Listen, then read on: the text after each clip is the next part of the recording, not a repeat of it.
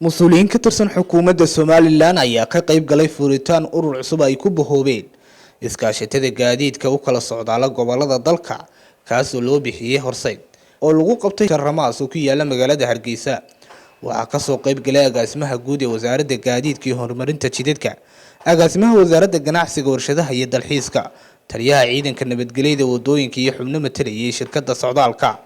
Maxamed Cali gudoomiyaha ururkaasi ay ku bohoobeen iskaashatada gaadiidka gobolada oo halkaasi ka hadlay ayaa sheegay inay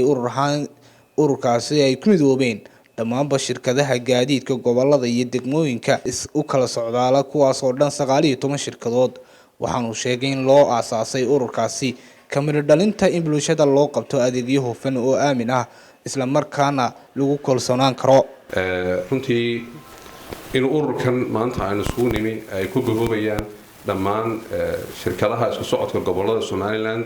iyo qaarkood Somaliland ba dhaafa xadka oo Puntland taga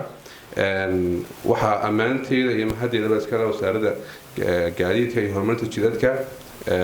oo ugu horeeyo inta maanta inaga joogta agaasimaha guud iyo agaasimaha waaxda runtiina waqtiga ugu badan ay gelisay intii xukuumaddan ay jirtay jiritaankooda wasiirka iyo agaasimaha guud oo ay ka go'nayd in ururkaas uu sameysmo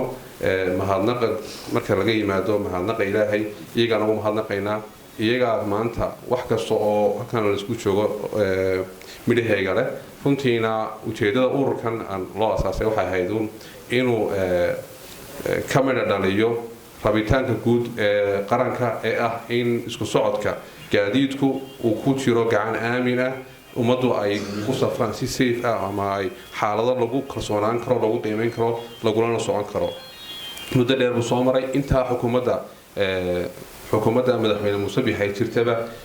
ururkan uu la koobsaday bilowgiisii waxa ahayd unkankii wasaaradda gaadiidka iyo horumarinta jidadka markii ay gaar u baaxday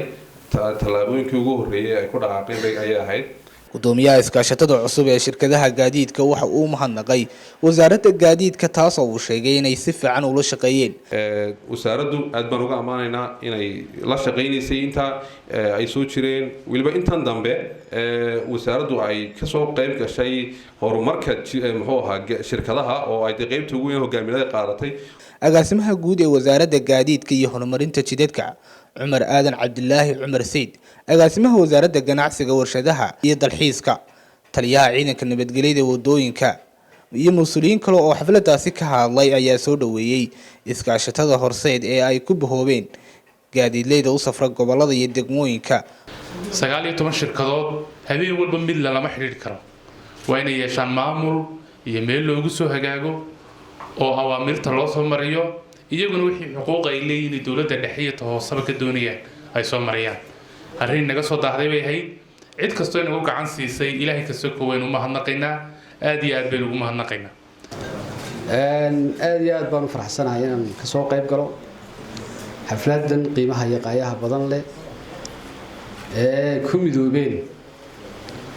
ururka ka shaqeeya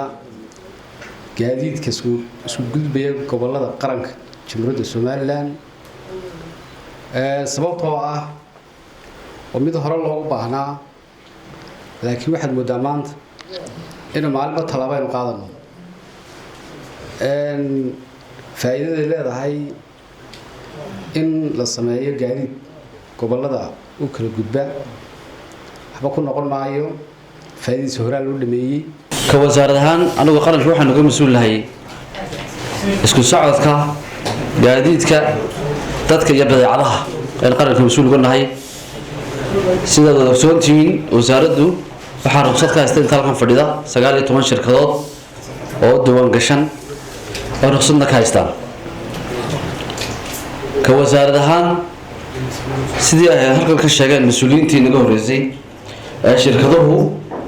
runtii wasiirka iyo agaasimaha guud